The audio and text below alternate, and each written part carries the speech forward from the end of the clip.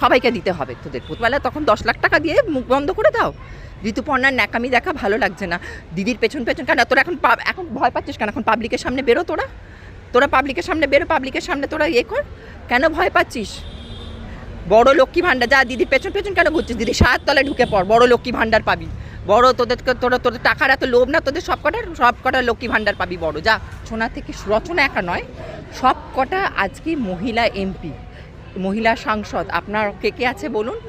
রত্না চ্যাটার্জি, শতাব্দী রায় খুব নাচানাচি করতো।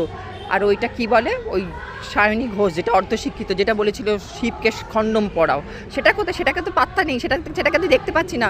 এগুলোকে ঘাড় ধরে সব কটাকে টেনে আনুন, এনে পাবলিকের কাছে বসিয়ে দিন। যতক্ষণ ওই মেয়ের বিচার হচ্ছে ততক্ষণ তোরা পাবলিকেটা খুব, যখন ভোটের আগে নাচানাচি তোদের, সে ভালো জামদানি শাড়ি পরে হাত নাড়াতে নাড়াতে খোলা গাড়িতে করে তোরা যাচ্ছিস, আর এখন মেয়েটার মায়ের বেলা তখন 10 লাখ টাকা দিয়ে মুখ বন্ধ করে